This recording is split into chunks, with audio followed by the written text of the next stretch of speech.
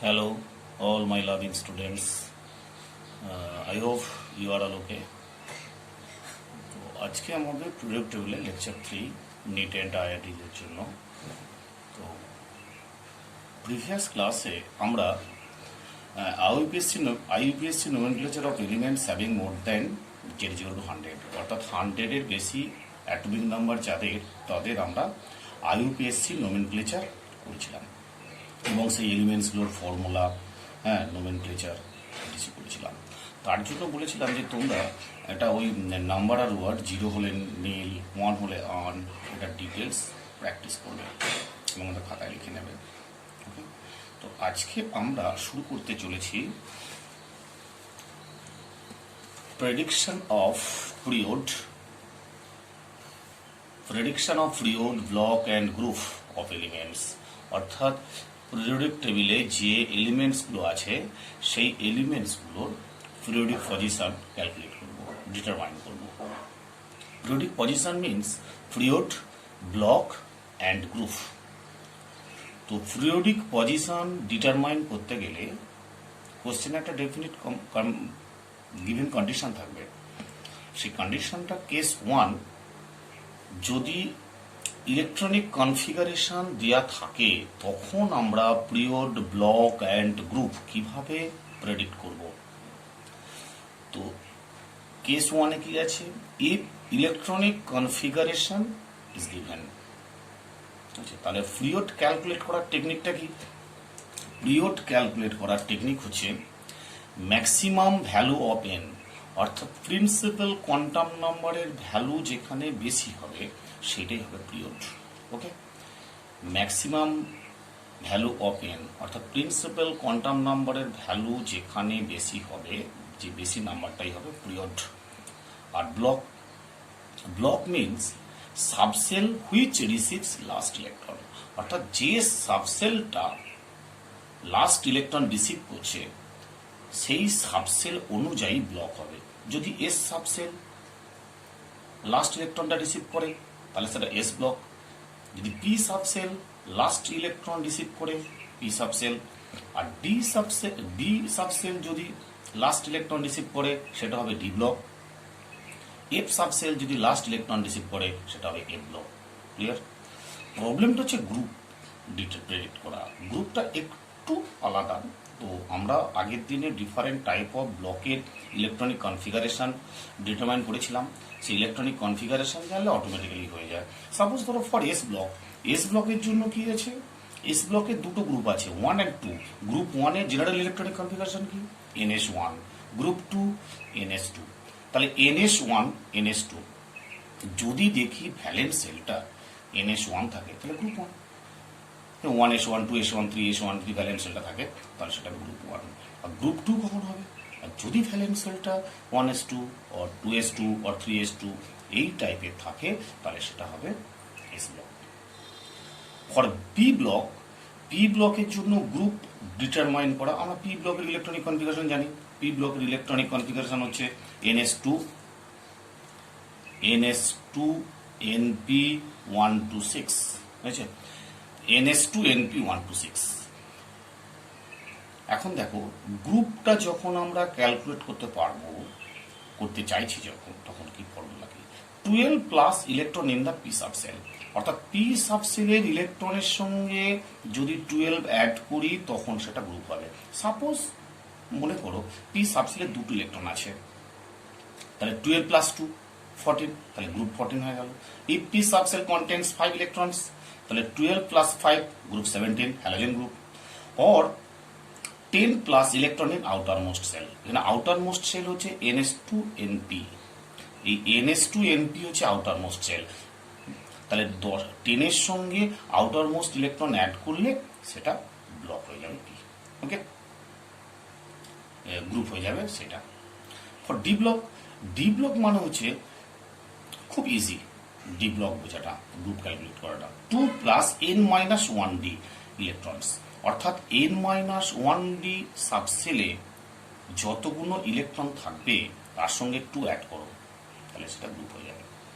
ওকে, ধরো suppose n-d সাবসেলটায় 5টি electron আছে,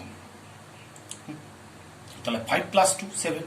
সাপোজ ধরো n-1 ডিতে 3টি ইলেকট্রন আছে, 3 প্লাস 2 5।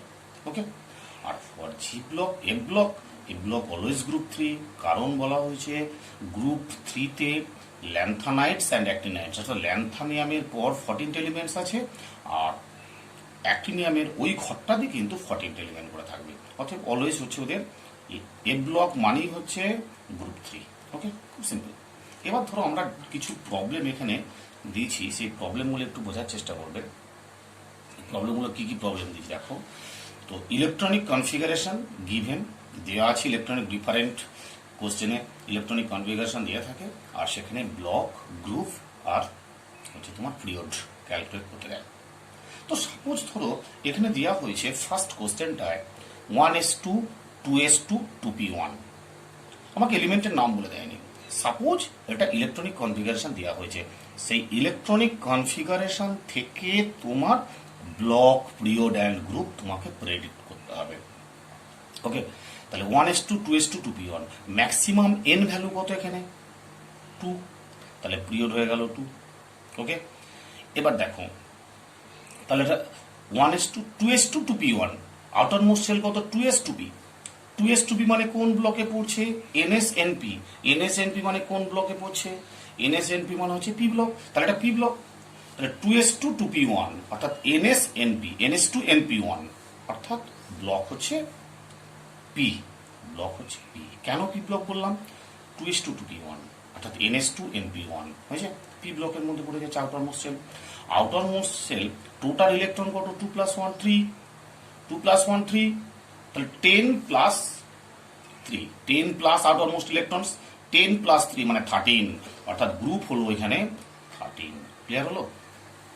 তাহলে যে ইলেকট্রনিক কনফিগারেশনটা দেওয়া থাকবে তোমরা অ্যাট ফার্স্ট দেখবে ম্যাক্সিমাম প্রিন্সিপাল কোয়ান্টাম নাম্বার কত এখানে দেওয়া আছে। তাহলে 1s2 2s2 2p1 অর্থাৎ 2 হচ্ছে ম্যাক্সিমাম প্রিন্সিপাল কোয়ান্টাম নাম্বার, অর্থাৎ পিরিয়ড ইজ ইকুয়াল টু 2। আচ্ছা, এবার ব্লকটা কি করে ক্যালকুলেট করবে, ব্লক হচ্ছে ভ্যালেন্স সেলটা দেখবে 2s2 2p অর্থাৎ ns2np1। ক্লিয়ার? অর্থাৎ P block.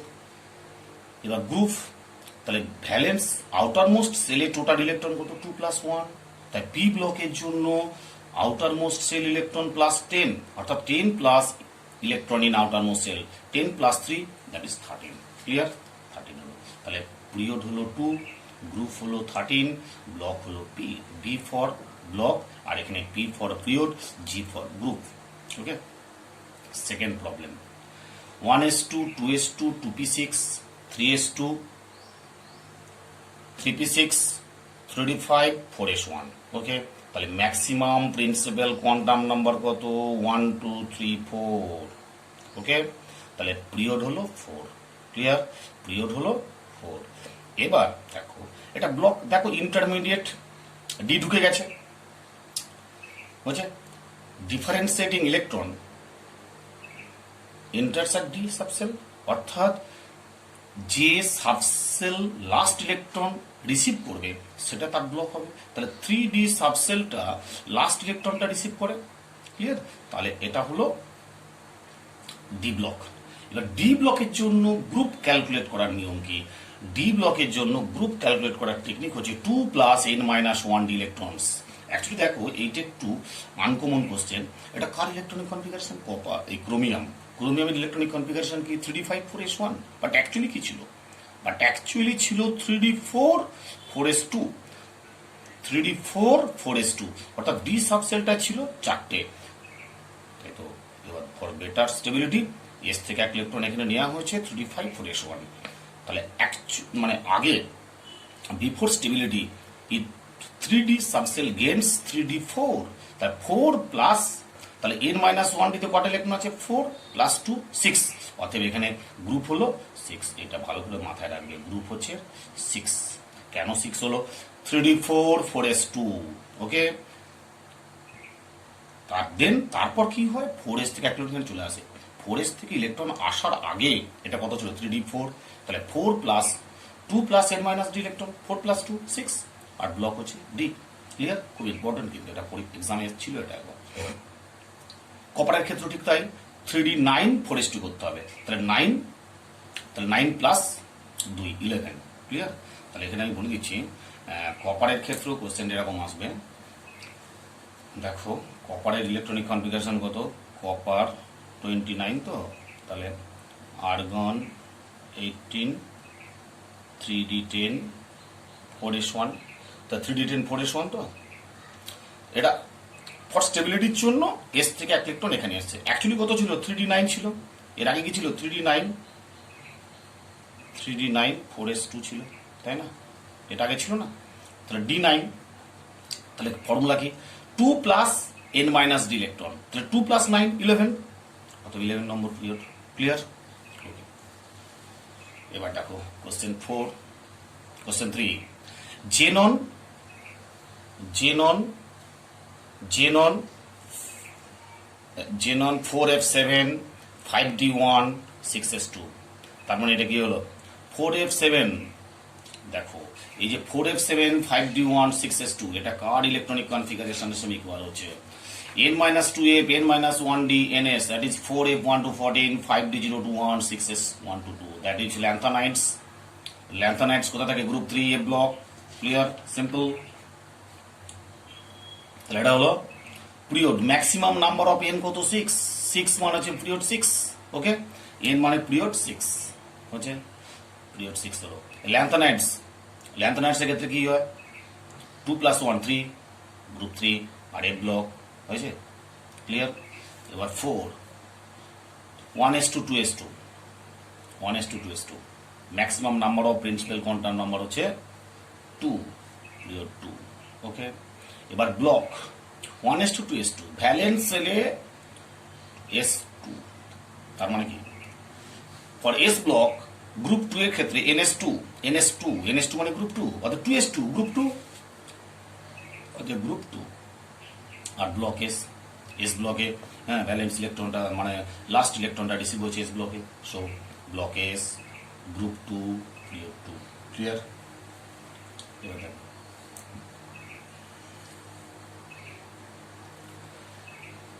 Question 5, krypton 4d10 4s2, এই যে একটা এলিমেন্ট, এটাও খুব ইম্পর্টেন্ট। দেখো ক্রিপ্টন কত, ক্রিপ্টন হচ্ছে 36, তাই তো, 36 + 10 46, 4s2, 46 আর 48 মানে কোথায় পৌঁছে, এস ব্লকে পৌঁছে, অর্থাৎ ডি সাবসেল কমপ্লিট হয়েছে, ডি সাবসেল কমপ্লিট। আর এক্সট্রা ইলেকট্রনটা, last electron receive at 4s, so it is s block হয়েছে।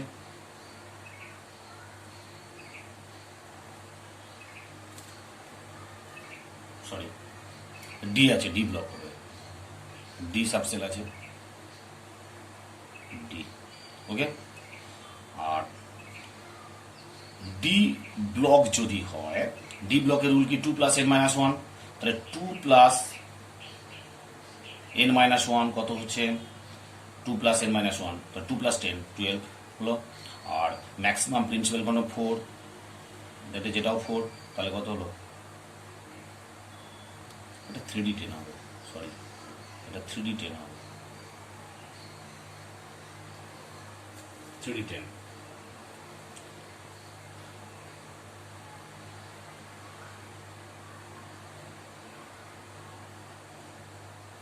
ওকে, লাস্ট জেনন কত, ইনার্ট এলিমেন্ট গ্রুপ 18, জেননে কত থাকে, xenon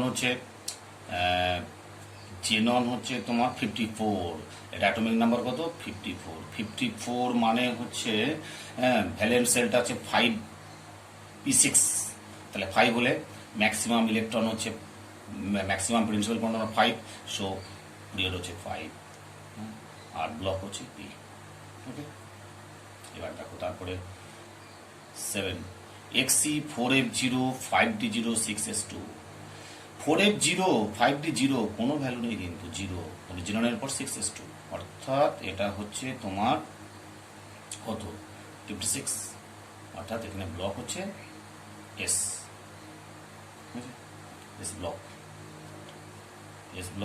maximum principal quantum number হচ্ছে 6, 6 পিরিয়ড 6 আর গ্রুপ 2 কেন 6 is to ns2 অর্থাৎ গ্রুপ 2 ওকে দেখো এটা লাস্টটা xenon 4f14 5d0 6s2 6p1 ওকে তাহলে এইখানটায় দেখো 6s2 6p1 last electron enters at p subcell.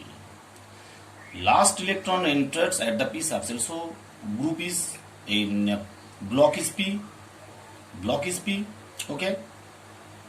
আচ্ছা p ব্লকের ক্ষেত্রে কি বলেছি ভ্যালেন্স ইলেকট্রন আউটারমোস্ট ইলেকট্রন কটা 2 + 1 3 তাহলে 10 + 3 13 পি ব্লকের ক্ষেত্রে আউটারমোস্ট সেল কত 6s 6p টোটাল ইলেকট্রন কত 6s 6p মিলে 3 তাহলে 10 + 3 13 আর maximum number of principal quantum number 6 so period 6 okay তো এই যে প্রবলেমগুলো আমরা ইলেকট্রনিক কনফিগারেশন থেকে দিলাম তোমরা একটু ভালো করে প্র্যাকটিস করো এরকম different type of question NEET AIIMS JEE Mains সব জায়গা থেকে এসে সেগুলো এক কাছে কানেক্ট করে আমরা দিয়েছি কোনো প্রবলেম নেই তাহলে কেস 1 হলো এরপরে আসছি আমরা কেস 2 এর ক্ষেত্রে কি বলা হয়েছে কেস 2 এর ক্ষেত্রে বলা হয়েছে when atomic number is given দরকার নেই এই number magic number or atomic number of any elements দেখো এইটা একটু অন্যরকম ভাবে আছে এস ব্লকের কি কি এলিমেন্ট আছে এস ব্লকের ক্ষেত্রে 1 hydrogen lithium sodium potassium rubidium caesium francium তো ম্যাজিক নাম্বার এস ব্লকের ক্ষেত্রে আর এস ব্লকের গ্রুপ 1 আর নোবেল গ্যাসের ক্ষেত্রে এই যে ম্যাজিক নাম্বারের ডিফারেন্সটা 2 8 18 2 8 8 18 18 32 এগুলো সব অ্যাড করতে হবে যেমন ধরো হাইড্রোজেনের কত 1 এর সঙ্গে 2 অ্যাড করলে কত হয় 1 এর সঙ্গে 2 অ্যাড করলে হয় 3 আর লিথিয়াম 3 এর পর 8 অ্যাড করলে কত হয় 11 11 এর পর 8 অ্যাড করলে কত হয় 19 এর পর 18 অ্যাড করলে কত হয় 37 এর পর 18 অ্যাড করলে কত হয় 55 এর পর 32 অ্যাড করলে কত হয় 87 ওকে তাহলে এইভাবে আমরা অ্যাটমিক নাম্বারগুলো পাবো using magic numbers magic number যদি ভুলেও যাও মনে রাখবে 2 8 8 18 18 32 এইভাবে পাওয়া যাচ্ছে আবার দেখো ইনার্ট এলিমেন্ট আর নোবেল গ্যাসগুলোর ক্ষেত্রে দেখো হিলিয়াম নিয়ন আর্গন ক্রিপ্টন জেনন রেডন তাহলে এখানে হিলিয়ামের কত 2 তো 2 এর সঙ্গে তুমি 8 অ্যাড করো 10 এর সঙ্গে 8 অ্যাড করো 18 এর সঙ্গে 18 অ্যাড করো 36 আর 36 এর সঙ্গে 18 অ্যাড করো 54 32 অ্যাড করো তার মানে টোটাল অ্যাড করতে কত হচ্ছে প্রথমে 8 তারপরে আবার 8 তারপরে আবার 18 তারপরে আবার 18 তারপরে 32 বুঝছে এইগুলো অ্যাড করে আমরা অ্যাটমিক নাম্বারের এলিমেন্টগুলো পাবো তাহলে এস ব্লকের ক্ষেত্রে আর নোবেল গ্যাসের ক্ষেত্রে পেলাম এবার পি ব্লকের ক্ষেত্রে কি পাবো পি ব্লকের ক্ষেত্রে জেনারেলি ধরো সাপোজ পি ব্লকে আমরা গ্রুপ 13 বোরন ফ্যামিলি নিয়ে ডিসকাস করছি boron aluminium gallium indium thallium তাহলে বোরনের অ্যাটমিক নাম্বার 5 এর সঙ্গে 8 অ্যাড করো প্লাস 8 অ্যাড করলে কত 13 আবার অ্যালুমিনিয়ামের সঙ্গে তাহলে 8 তারপরে 18 অ্যাড করো কত হয় 31 এর সঙ্গে আবার 18 অ্যাড করো কত হয় 49 ইন্ডিয়াম তারপরে 32 অ্যাড করো বুঝছে তার মানে পি ব্লকের ক্ষেত্রে অ্যাডিংটা একটা 8 কমে গেল 8 18 18 32 এস ব্লকের ক্ষেত্রে কত ছিল 1 এর ক্ষেত্রে 2 8 8 18 18 32 নোবেল গ্যাসের ক্ষেত্রে কত ছিল 8 8 18 18 32 আর পি ব্লকের ক্ষেত্রে আছে 8 একটা 8 বাদ চলে যাচ্ছে 8 প্লাস 8 এটা প্লাস 8 18 18 32 ওকে এবার দেখো ডি ব্লকের ক্ষেত্রে কি হবে ডি ব্লকের ক্ষেত্রে তোমার অ্যাডিংটা হবে 18 18 32 ডি ব্লকের ক্ষেত্রে হবে এইটার সঙ্গে এটা অ্যাড হবে 18 তারপরে এটা অ্যাড হবে 18 তারপরটা অ্যাড হবে 32 বোঝা গেল ডি ব্লকের ক্ষেত্রে কি হবে দুটো 8 কমে যাচ্ছে 18 18 32 ক্লিয়ার ওকে তাহলে ডি ব্লকের ক্ষেত্রে কি পাচ্ছি আমরা, ফর ডি ব্লক অ্যাডিং হচ্ছে 18, 32 তিনটে অ্যাড হবে। এস ব্লকের জন্য 2, 8, 8, 18, 18, 32 ওয়ান গ্রুপের জন্য। টু গ্রুপের জন্য কত, টু গ্রুপের জন্য 8, 8, 18, 18, 32। ইনার্ট গ্যাসের জন্য কত, 8, 8, 18, 18, 32। ওকে, আর পি ব্লকের জন্য 8, 18, 18, 32। আর ডি ব্লকের জন্য 18, 18, 32। আর এ ব্লক ইজিলি বোঝা যাবে কোনটা এ ব্লক। ক্লিয়ার হয়ে যায়, এ ব্লক সহজেই বোঝা যাবে। দেখে নাও একটু ভালো করে, ভেরি সিম্পল, একদমই টাফ না। শুধু যদি তুমি ব্লকটা বুঝতে পারো তাহলে তাদের পিরিয়ডিক পজিশনটা অবশ্যই বুঝতে পারবে। পরের এলিমেন্টটা কি হবে, তার আগের এলিমেন্ট কি ছিল। তো তোমাদের কাজ হবে ব্লক অনুযায়ী, গ্রুপ অনুযায়ী এলিমেন্টগুলোর নাম ভালো করে মুখস্থ করবে। হয়েছে? এবার দেখো একটা কোশ্চেন দেওয়া হচ্ছে, সেই কোশ্চেনটা কি বলা হয়েছে। মানে কোশ্চেনটা দেওয়া হয়েছে তোমার,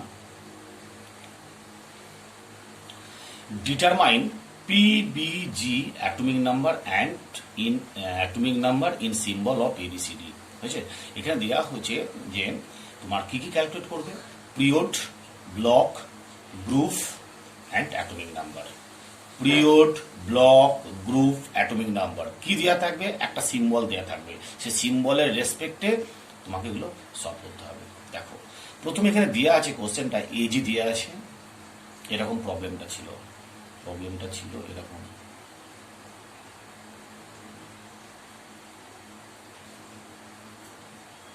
এখানে দেওয়া আছে এজি, এটা কি হবে, বিটা কি হবে, সিটা কি হবে, ডিটা কি হবে। কোশ্চেনটা ছিল এটা। এজি গিভেন, একটা সিম্বল দিয়ে আছে, এ বি সি ডি, এই এলিমেন্টগুলো কি কি হবে, সেই এলিমেন্টের পিরিয়ড, গ্রুপ, ব্লক এবং অ্যাটমিক নাম্বার কত, অর্থাৎ এ বি সি ডির period, block, group, atomic number. Okay, দেখো সিলভারের অ্যাটমিক নাম্বার কত, 47, তাই না? সিলভারের অ্যাটমিক নাম্বার 47, তো তাহলে 47-এর আগে, 47-এর পরে কি হবে, সিটা 48, তার আগে কি আছে 46, তার আগে হবে 46, তাই তো? 46, 47, 48, তাহলে 46 কার, প্যালাডিয়াম, তাহলে এখানটা বি হলো প্যালাডিয়াম। ওকে, 46, ক্লিয়ার? তাহলে সিটা কত, 48 কে ক্যাডমিয়াম,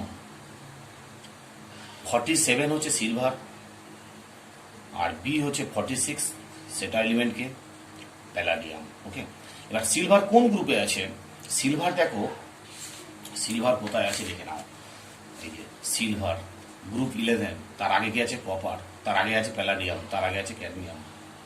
ক্লিয়ার? বুঝে গেছে? গ্রুপ 11।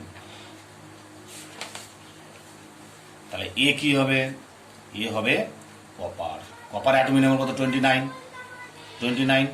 29-এর সঙ্গে যদি আমরা 18 অ্যাড করি, 47 হচ্ছে না, অর্থাৎ 47 থেকে 18 সাবট্রাক্ট করলে কি হয়, 29, দ্যাট ইজ কপার। আবার 47-এর সঙ্গে আমরা যদি 32, আমরা কি বলেছি, ডি ব্লকের ক্ষেত্রে অ্যাডিংটা কত বলেছি, ডি ব্লকের ক্ষেত্রে অ্যাডিংটা 18, 18, 32, তাহলে এইটা দিয়ে আছে, এখান থেকে 18 সাবট্রাক্ট করলে উপরেরটা পাবো, আর তারপরে 32 সাবট্রাক্ট করলে এই পরেরটা পাবো।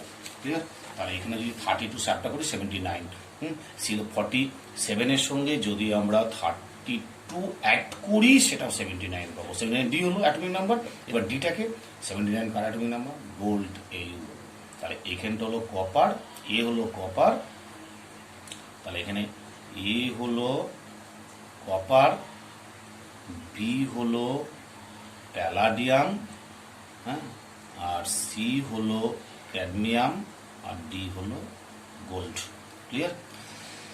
তাহলে পেয়ে গেলাম অ্যাটমিক নাম্বার। তাহলে দেখো এটা হচ্ছে, এটা group 5, period 5, palladium, silver, cadmium সব পিরিয়ড 5-এ আছে, আর তার আগেরটা হচ্ছে পিরিয়ড 4, তারপরটা হচ্ছে পিরিয়ড 6। ওকে, হয়ে গেল।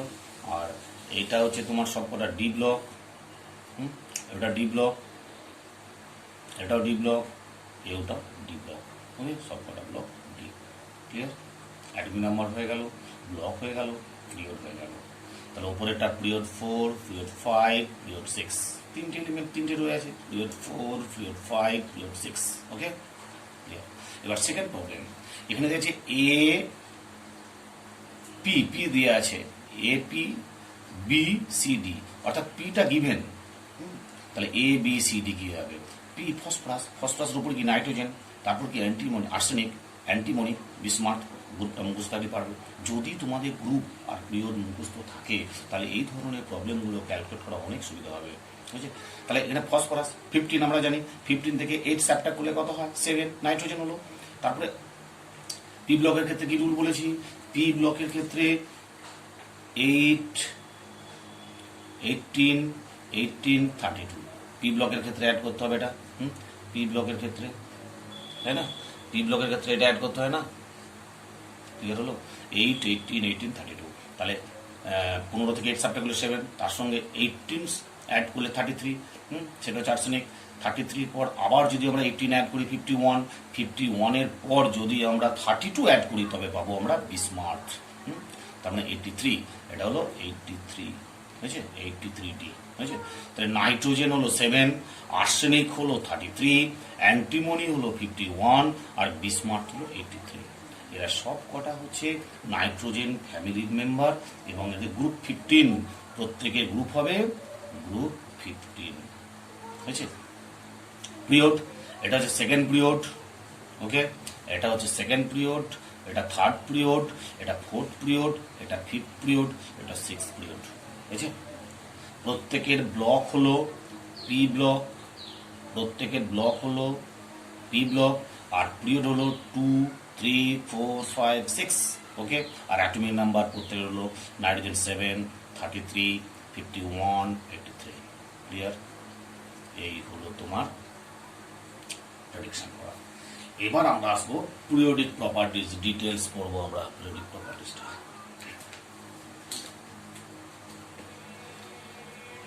দেখো, what is periodic properties? Periodic properties মানে হলো যে ফিজিক্যাল অ্যান্ড কেমিক্যাল প্রপার্টিজ, যে মেন্ডেলিভস লয়ে বলা হয়েছে না, there are different type of periodic properties, periodically change হয় উইথ ইনক্রিজিং অ্যাটমিক নাম্বার। মডার্নটাই বলা হয়েছে উইথ ইনক্রিজিং অ্যাটমিক নাম্বার। সেই ফিজিক্যাল পিরিয়ডিক প্রপার্টিজগুলো কী কী আছে? জেনারেলি আমরা পিরিয়ডিক প্রপার্টিজগুলো দুটো ক্যাটাগরিতে ডিভাইড করব। ওকে, নাম্বার 1 হচ্ছে অ্যাটমিক পিরিয়ডিক প্রপার্টিজ, পিপি মানে periodic properties, atomic periodic properties. আর সেকেন্ড হচ্ছে তোমার মলিকুলার পিরিয়ডিক প্রপার্টিজ। আছে, মলিকুলার পিরিয়ডিক প্রপার্টিজের মধ্যে কি কি আছে? রেডিয়াস আছে, মেল্টিং পয়েন্ট আছে, বয়েলিং পয়েন্ট আছে। আছে, মলিকুলার পিরিয়ডিক প্রপার্টিজের মধ্যে কি কি আছে? Radius, melting point and boiling point. Okay, আর অ্যাটমিক পিরিয়ডিক প্রপার্টিজের মধ্যে আছে ionization enthalpy or ionization potential, electronegativity, electron affinity, EA আছে, EA electron affinity, Z effective, খুব ইম্পর্টেন্ট, জেড ইফেক্টিভ অর্থাৎ এফেক্টিভ নিউক্লিয়ার চার্জ, এটসেট্রা। তাহলে অ্যাটমিক প্রপার্টিজের মধ্যে কি কি আছে? Ionization enthalpy, E, IE, electronegativity, Z effective, electron affinity, etcetera. Electron অ্যাফিনিটিকে এখন ইলেকট্রন গেইন এনথ্যালপি বলা হয়, আর আয়নাইজেশন এনথ্যালপি, আয়নাইজেশন এনার্জিকে আয়নাইজেশন এনথ্যালপি বলা হয়। ঠিক আছে, এইগুলো আমরা ডিটেলসে পড়বো। ফার্স্ট অফ আমরা যেটা পড়বো সেটা হচ্ছে জেড এফেক্টিভ। জেড এফেক্টিভ মানে হচ্ছে এফেক্টিভ নিউক্লিয়ার চার্জ, বুঝছে? যেটা স্টুডেন্টদের মধ্যে একটা বিশাল বড় মানে নলেজের ক্রাইসিস। হ্যাঁ, অনেকভাবে এটা বিভিন্নভাবে তৈরি করেছি এফেক্টিভ নিউক্লিয়ার চার্জ। এই সমস্ত নলেজগুলো থাকলে ইনঅর্গ্যানিকের ক্ষেত্রে খুব ইজি ব্যাপার, এবং জেমেন্স এবং অ্যাডভান্সের জন্য এবং নিটের জন্য খুব ইজি। নলেজ যদি কনসেপ্ট ক্লিয়ার, অর্থাৎ কনসেপ্ট যদি ক্লিয়ার থাকে, প্রবলেম কুইক দেওয়া যায়। আশা করি সকলে ভালো করে এটা বোঝো, পড়ো। What is effective nuclear charge? দেখো, এফেক্টিভ নিউক্লিয়ার চার্জের আগে একটুখানি কনসেপ্টটা ক্লিয়ার রাখবে। কনসেপ্টটা কি বলতে চাইছি আমি, ধরো একটা সিঙ্গেল ইলেকট্রনের সিস্টেম, সিঙ্গেল ইলেকট্রন সিস্টেমের জন্য আমরা নিউক্লিয়াস করেছি একটা প্রোটন, আর একটাই মাত্র ইলেকট্রন আমরা শো করেছি, যেহেতু সিঙ্গেল ইলেকট্রন সিস্টেম বলছি। তাহলে নিউক্লিয়াসে কি আছে, প্রোটন আছে। ধরো জেডি নাম্বার প্রোটন আছে, সে প্রোটনের চার্জ কত, জেড ই। জেড হচ্ছে atomic number or number of proton, আর ভ্যালেন্স ইলেকট্রন ই। তাহলে এই প্রোটন আর ইলেকট্রন এদের মধ্যে একটা ফোর্স অফ অ্যাট্রাকশন কাজ করবে। সেই ফোর্স অফ অ্যাট্রাকশনটা কি কুলম্বীয় force of attraction, that is F এর value k into charge of proton Z into e, Q1 Q2 by R square, Q1 Q2 by R square, that is JD into E, JD into E by R square. That is the net force, total force between proton and electron. Single electron সিস্টেমের ক্ষেত্রে this force is actual force and original force. এই ফোর্সটা সবসময় electron আর প্রোটনের মধ্যে কাজ করে। ফোর্সের value কত হলো, k Z e into e by r square. যখন একটা সিঙ্গেল ইলেকট্রন সিস্টেম না হয়ে মাল্টি ইলেকট্রন সিস্টেম হবে, তখন কেসটা কি হবে? মাল্টি ইলেকট্রন সিস্টেমের ক্ষেত্রে কি ঘটনা ঘটবে? দেখো, মাল্টি ইলেকট্রন সিস্টেমের ক্ষেত্রে ঘটনাটা অন্য ঘটে যাবে। অর্থাৎ এখানে নিউক্লিয়াস আছে, দেখো নিউক্লিয়াস, এখানে অনেকগুলো আমি সেল করেছি, দুটো সেল করেছি। সেই দুটো, ফার্স্ট সেলে দুটো ইলেকট্রন আছে, সেকেন্ড সেলে 1 2 3 4 5 5টা ইলেকট্রন আছে। ক্লিয়ার? এখন নিউক্লিয়াসটা যখন ভ্যালেন্স, এই রেফারেন্স ইলেকট্রন, এটা বলছি আমি রেফারেন্স ইলেকট্রন, এই ইলেকট্রনটার ক্ষেত্রে আমরা জেড এফেক্টিভ ক্যালকুলেট করব। তাহলে এখানে জেডি সংখ্যক প্রোটন যে আছে নিউক্লিয়াসে, সেই নিউক্লিয়াসে থাকা প্রোটন এই রেফারেন্স ইলেকট্রনটাকে অ্যাট্রাকশন করছে, ঠিক আছে? সেই অ্যাট্রাকশন ভ্যালুটা কখনোই সিঙ্গেল ইলেকট্রন সিস্টেম এফ এর সঙ্গে ইকুয়াল হবে না। কেন হবে না? না, এখানে এই মাল্টি ইলেকট্রন সিস্টেমের ক্ষেত্রে this reference electron is repel by many others electron. অর্থাৎ যে গ্রিন কালারের কালিতে আমি যেটা দেখেছি সেটা হচ্ছে রিপালশন, আর রেড কালারের কালিতে যেটা দেখেছি সেটা হচ্ছে অ্যাট্রাকশন। তাহলে দেখো, এখানে এই রেফারেন্স ইলেকট্রনটার ক্ষেত্রে আমি এর ক্ষেত্রে জেড এফেক্টিভ ক্যালকুলেট করছি বলে রেফারেন্স ইলেকট্রন বলছি। সেই রেফারেন্স ইলেকট্রনটাকে তার ইনার অরবাইটালে থাকা বা ওর অরবাইটালে থাকা ইলেকট্রনগুলো রিপালশন করছে, বুঝছে? তাহলে রিপালশন করলে এখানে ফোর্স অফ অ্যাট্রাকশন পাবে না, কিছুটা কমে যাবে। ক্লিয়ার হলো? অর্থাৎ আমি যেটা বলতে চাইছি, এই প্রোটন পজিটিভ চার্জ ইলেকট্রনকে অ্যাট্রাকশন করতে চাইবে, অর্থাৎ এই পজিটিভ চার্জ ওয়ালা প্রোটনটা ইলেকট্রন নেগেটিভ চার্জকে টাচ মি বলতে থাকবে, তাই অ্যাট্রাকশন করে বলতে থাকবে। আর ইলেকট্রনগুলো এই ইলেকট্রনকে বলতে থাকবে হেট মি, দূরে সরে যাবে। অর্থাৎ মাল্টি ইলেকট্রনিক সিস্টেমের ক্ষেত্রে রেফারেন্স ইলেকট্রনের ইনার অরবাইটালে থাকা ইলেকট্রনগুলো রিপালশন করবে। সেই রিপালশনের জন্য জেড এর ভ্যালুটা, অর্থাৎ ফোর্স অফ অ্যাট্রাকশনের ভ্যালুটা ডিক্রিজ করবে। ক্লিয়ার? দেখো এখানে কি বলা হয়েছে, in a multi electron system, electron present in the inner cell acts as screen, অর্থাৎ ইনার অরবাইটালে থাকা ইলেকট্রনগুলো স্ক্রিন করবে অর শিল্ড করবে for nucleus and differentiating electron, due to which electron will not experienced full nuclear charge. অর্থাৎ inner অরবাইটালে থাকা ইলেকট্রনগুলোর স্ক্রিন অর শিল্ড করার জন্য প্রোটনের সঙ্গে রেফারেন্স ইলেকট্রনের টোটাল ফোর্স অফ অ্যাট্রাকশনটা ডিক্রিজ করে যাবে। Okay, electron will not experience full nuclear charge, অর্থাৎ এই ইলেকট্রনটা টোটাল পজিটিভ চার্জকে অ্যাট্রাকশন করার জন্য পাবে না। ক্লিয়ার? Important word. তাহলে actual nuclear charge experienced by the electron in the reference electron is called Z effective. আরো বেটার ডেফিনেশন হচ্ছে, the effective nuclear charge is the net positive charge experienced by an electron in a polyelectronic atom. The effective nuclear charge is the net positive charge experienced by an electron in a polyelectronic atom. তাহলে দেখো এই যে electron আর proton এদের net force কত হবে, তাহলে F F net আচ্ছা এই রেফারেন্স ইলেকট্রনটার ক্ষেত্রে নেট কত হবে, তাহলে এদের অ্যাকচুয়াল অ্যাট্রাকশন যেটা ছিল সে এফ অ্যাট্রাকশন সেটা থেকে কিছুটা ডিক্রিজ করবে ইলেকট্রনগুলো রিপালশন করার জন্য, অর্থাৎ F net equals F actual attraction minus ইলেকট্রনগুলোর মধ্যে রিপালশনের জন্য যে ফোর্স সেইটা সাবট্রাক্ট যাবে, বুঝছে? F net equals F attraction actual attraction minus F repulsion.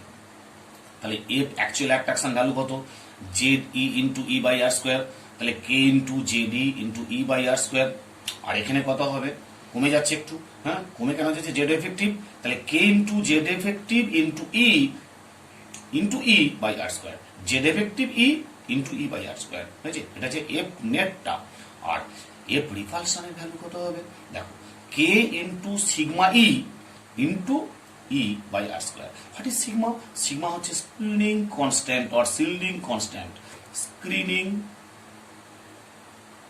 constant or shielding constant or Slaughter's constant, okay, sigma e into e। অর্থাৎ এখানে রিপালশনের জন্য ফোর্সটা আমরা ক্যালকুলেশন করেছি এখানে, বুঝছে? রিপালশন ইলেকট্রন, এই যে এই ইলেকট্রনটাকে এ রিপালশন করছে, এ রিপালশন করছে, এ রিপালশন করছে, এ রিপালশন করছে, এ রিপালশন করছে, সবাই রিপালশন করছে, সেই রিপালশনের ভ্যালুটা আমরা বার করলাম এইটা।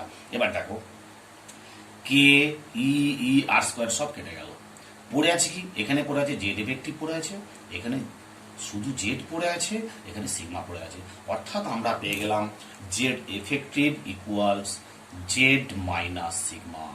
অর্থাৎ পলি ইলেকট্রনিক অ্যাটমের ক্ষেত্রে স্ক্রিনিং কনস্ট্যান্টের ভ্যালুটা যদি পেয়ে যাই আমরা, তাহলে অ্যাকচুয়াল অ্যাটমিক নাম্বার থেকে যদি স্ক্রিনিং কনস্ট্যান্টের ভ্যালুটা সাবট্রাক্ট করি তাহলে সেটা পাবো জেড এফেক্টিভ। অর্থাৎ জেড এফেক্টিভের ফর্মুলা হলো Z minus sigma. What is sigma? Sigma হচ্ছে screening constant or shielding constant or Slater's constant, scientist স্লটারের নাম অনুযায়ী। হোয়াট ইজ একটা নতুন টার্ম পেলাম আমরা, screen or shielding, screening or shielding. ধরো তুমি আমার সামনে বসে আছো, তোমাকে আমি দেখতে পাচ্ছি, তোমার আর আমার মাঝখানে যদি কোনো একজন কেউ থাকে তাহলে তুমি আমাকে দেখতে পাচ্ছ না ভালো করে, আমি তোমাকে দেখতে পাচ্ছি না ভালো করে, তাহলে মাঝখানে যিনি বসে আছেন বা দাঁড়িয়ে আছেন তিনি আমাদের মধ্যে দেখাটাকে স্ক্রিন করছেন, দ্যাট ইজ স্ক্রিনিং কনস্ট্যান্ট। তো এখানে রেফারেন্স ইলেকট্রন আর নিউক্লিয়াসের মধ্যে মাঝখানে থাকা ইলেকট্রনগুলো ফোর্স অফ অ্যাট্রাকশনকে স্ক্রিন করছে, দ্যাট ইজ স্ক্রিনিং কনস্ট্যান্ট। তো ডিফারেন্ট সাবসেলের স্ক্রিনিং পাওয়ার ডিফারেন্ট আছে। যদি এস সাবসেল নিউক্লিয়াসের কাছাকাছি আছে সেটা স্ক্রিনিং পাওয়ার সবচেয়ে বেশি, তারপরে পি সাবসেল, তারপরে ডি সাবসেল, তারপরে এফ সাবসেল, এটা হচ্ছে স্ক্রিনিং পাওয়ার। আর একটা আছে পেনিট্রেশন পাওয়ার, একই অর্ডার। পেনিট্রেশন পাওয়ার মানে বাধা দেওয়া, পেনিট্রেট, এটা ইনঅর্গানিক পড়তে গেলে এই সমস্ত টার্মগুলো তোমরা বারবার সম্মুখীন হবে। কি কি term? Screening power or shielding power. Screening power shielding power মূলত সেম, আর পেনিট্রেশন পাওয়ার কিছুটা সেম। পেনিট্রেশন মানে বাধা দেওয়া, সেই পেনিট্রেশনের অর্ডার হচ্ছে s greater than p greater than d greater than a. তাহলে স্ক্রিনিং পাওয়ার এমসিকিউ অনেকবার এসছে, screening power or shielding power or penetration পাওয়ারের order s p d f, okay, এরকম, ঠিক আছে? তাহলে Z effective is equal to Z minus sigma, খুব important.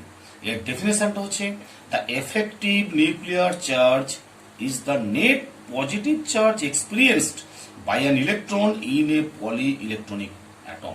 সেই ইলেকট্রনটা কি ইলেকট্রন হবে না, রেফারেন্স ইলেকট্রন হবে, বুঝেছে?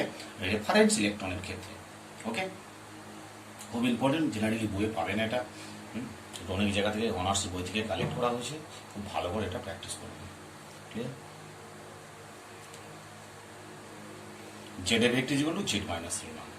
এবার দেখো আমরা যেটা বলতেছি, জেড এফেক্টিভটা আমরা যদি লেফট টু রাইটে আমরা যাই তাহলে জেড এফেক্টিভ কি হবে? লেফট টু রাইটে গেলে জেড এফেক্টিভ যখন when we move from left to right along a period, এইরকম অ্যারো মানে হচ্ছে লেফট টু রাইট অর্থাৎ along a period. Along a period যা মানে জেড ইনক্রিজ করছে, প্রোটন জেড মানে অ্যাটমিক নাম্বার ইনক্রিজ করছে, as well as proton increase করছে। প্রোটন ইনক্রিজ করা মানে ভ্যালেন্স সেলে এক করে ইলেকট্রন অ্যাড হচ্ছে। ওকে, সো উপরের দিকে লাইন মানে ইনক্রিজ করা, আর number of shell also constant, number of shell constant. তাহলে একই সেলের মধ্যে একটা করে ইলেকট্রন বাড়ছে, একটা করে একই সেলের মধ্যে ইলেকট্রন বাড়া মানে number of shell fixed, so force of attraction increases, so Z effective also increases. এখন দেখো জেড এফেক্টিভ সমান Z minus sigma, Z minus sigma. তাহলে when we move from left to right, left to রাইটে যখন move করছি তখন Z atomic number বাড়ছে, sigma বাড়ছে, বাট দুটো ইনক্রিজ করছে, দুটো ইনক্রিজ করলে মুশকিল ব্যাপার। এখন দেখতে হবে দুটোর মধ্যে কার রেট বেশি। এখন সিগমার চেয়ে জেড এর ভ্যালুটা অনেক বেশি বাড়ছে, so we can say Z effective increases when we move from left to right, but when we move from top to bottom, অর্থাৎ ওপর থেকে যখন নিচে নামছি তখন জেড এফেক্টিভ হয় ডিক্রিজ করবে, নয় জেড এফেক্টিভ সেম থাকবে। সেটা ডিপেন্ডস করছে কোন গ্রুপের ধরে তুমি করতে চাইছো, বুঝছে? কখনো কখনো ডিক্রিজ করে, কখনো কখনো আবার সেম থাকে। ক্লিয়ার? তাহলে কি দাঁড়ালো, যখন আমরা when we move from left to right, যখন আমরা লেফট টু রাইটে আমরা মুভ করি তখন জেড এফেক্টিভ ইনক্রিজেস। ওকে, ওপর থেকে যখন নিচে নামি তখন জেড এফেক্টিভ সেম থাকতে পারে অথবা ডিক্রিজ করতে পারে, ঠিক আছে? দুটোই হতে পারে depending on definite group. Okay, এবার আসছি আমরা on what factors Z effective depends, অর্থাৎ জেড এফেক্টিভ কোন কোন ফ্যাক্টরের উপর ডিপেন্ডস করে। Number 1 point, greater the distance from the nucleus greater the screening power. Okay, দেখো স্ট্রেনিং পাওয়ার যত বাড়বে তত জেড এফেক্টিভ কমবে। Clear? Greater the distance from the nucleus, অর্থাৎ নিউক্লিয়াস থেকে যত ডিস্টেন্স বাড়বে তত স্ট্রেনিং পাওয়ার বাড়বে। স্ট্রেনিং পাওয়ার যত বাড়বে অর্থাৎ সিগমা বাড়বে, সিগমা বাড়া মানে জেড এফেক্টিভ কমে যাবে। সাপোজ ধরো 1s আর, ধরো এখানে বলছি জেড এফেক্টিভের ক্ষেত্রে জেড এফেক্টিভ 1s আর হচ্ছে জেড এফেক্টিভ 2s, এই দুটো গ্রুপের আমরা কম্পেয়ার করতে চাইছি, দুটো সাবসেল 1s আর 2s। তাহলে এন ভ্যালু কার বেশি? সাবসেল কিন্তু same s s 1s 2s, n value কার বেশি? এন ভ্যালু এর বেশি। তাহলে এন ভ্যালু এর বেশি হওয়া মানে নিউক্লিয়াস থেকে ডিস্টেন্স বেড়ে গেল। এটা যে রেফারেন্স ইলেকট্রনের ক্ষেত্রে বলছি, কিন্তু আমি এখানে সবসময় আমি 1s এ থাকা ইলেকট্রনটার ক্ষেত্রে জেড এফেক্টিভ বার করতে চাইছি, আর 2s এর ক্ষেত্রে থাকা ইলেকট্রনটার ক্ষেত্রে জেড এফেক্টিভ বার করতে চাইছি। আমি কিন্তু বিফোর মানে এদের মানে ইনার সেলে বার করতে চাইছি না। জেড এফেক্টিভ 1s এ যে ইলেকট্রনটা একটা আছে তার জেড এফেক্টিভ কম্পেয়ার করতে চাইছি 1s এর সঙ্গে 2s। হ্যাঁ, তাহলে দেখো আমি বলতে চাইছি এটা ধরো নিউক্লিয়াস, এইখানে ধরো 1s, এটা ধরো 2s। ওকে, কোনটার নিউক্লিয়াস থেকে ডিস্টেন্স বেশি, 1s না 2s? তাহলে 2s এর ডিস্টেন্স বেশি, তাহলে 2s এর ডিস্টেন্স বেশি হলে স্ট্রেনিং পাওয়ার এর বেশি হবে, স্ট্রেনিং পাওয়ার বেশি মানে জেড এফেক্টিভ কম হবে। ওকে, তাহলে সিগমা 1s এর জেড এফেক্টিভ বেশি, তাই করা হচ্ছে সিগমা 1s এর Z effective compare to 2s, 2s এর চেয়ে 1s এর জেড এফেক্টিভ বেশি। মনে রাখবে রেফারেন্স ইলেকট্রনের ক্ষেত্রে যে ইলেকট্রনের ক্ষেত্রে তুমি জেড এফেক্টিভ বার করতে চাইছো সেই ইলেকট্রনের ক্ষেত্রে তোমার কি হবে 1s। এখানে দেখবে কোন ইলেকট্রনটা বলতে চাইছো 1s না 2s, অরবিটাল সেম কিন্তু 1s 2s, 2s n value বেশি, এন ভ্যালু বেশি মানে জেড এফেক্টিভ কম, এন ভ্যালু কম মানে জেড এফেক্টিভ বেশি। ওকে, সিমিলারলি 4p আর 3p, 4p 3p এর মধ্যে কার এন ভ্যালু বেশি? এর এন ভ্যালু বেশি, জেড এফেক্টিভ কম। এন ভ্যালু যার যত কম হবে তার জেড এফেক্টিভ তত বেশি হবে, অর্থাৎ 4p এর চেয়ে 3p এর জেড এফেক্টিভ বেশি। ক্লিয়ার? তাহলে এখানে আমরা 1 নম্বর রুল কি শিখলাম? নিউক্লিয়াস থেকে যত ডিস্টেন্স বাড়বে সাবসেলের তত স্ক্রিনিং পাওয়ার বেশি হবে, স্ক্রিনিং পাওয়ার বেশি মানে জেড এফেক্টিভ তত কম হবে, অর্থাৎ নিউক্লিয়াসের কাছাকাছি যে সাবসেলটা থাকবে তার জেড এফেক্টিভ বেশি হবে। ক্লিয়ার? এমসিকিউ কিন্তু। Second point, diffuse orbitals experience less Z effective, অর্থাৎ যে অরবিটালগুলো ডিফিউজ যত বেশি সেই অরবিটালের জেড এফেক্টিভ তত কম। ক্লিয়ার? তাহলে দেখো আমরা জানি এস সাবসেলটা হচ্ছে স্ফেরিক্যাল, এস হচ্ছে স্ফেরিক্যাল, পি হচ্ছে ডাম্বেল, আর ডি হচ্ছে ডাবল ডাম্বেল, এফ হচ্ছে ডিফিউজ সাবসেল। বুঝছি? তাহলে এফ যদি ডিফিউজ হয় তাহলে লেস জেড এফেক্টিভ সবচেয়ে কম হবে। বুঝছে? জেড এফেক্টিভ কম হবে। আমি কি বলেছি, যার যত ডিফিউজ শেপ হবে তার তত জেড এফেক্টিভ তত কম হবে। বুঝছে? তাহলে ডি এর চেয়ে এফ এর ডিফিউজ শেপটা বেশি। ডিফিউজ শেপ যার যত বেশি হবে তার তত জেড এফেক্টিভ কম হবে। তাহলে ডি এর চেয়ে এফ এর ডিফিউজ শেপটা বেশি, তাই জেড এফেক্টিভ কম। তা ডি আর এফ এর মধ্যে কম্পেয়ার করলে কি হবে, ডি এর জেড এফেক্টিভ বেশি হবে। আর পি আর ডি এর মধ্যে ডাবল ডাম্বেল সিম্পল ডাম্বেল, তাহলে এটা ডিফিউজ শেপ বেশি কম্পেয়ার টু পি, তাহলে সেই জন্য ডি এর চেয়ে পি এর জেড এফেক্টিভ বেশি হবে। আবার পি এর চেয়ে স্ফেরিক্যাল, ডিফিউজড অনেক কম, বেশি হবে। দেখো জেড এফেক্টিভ অর্ডার এটা অনেকবার এসেছে এমসিকিউ এ। এইগুলো ছোট ছোট জিনিসগুলো ভালো করে বুঝবে।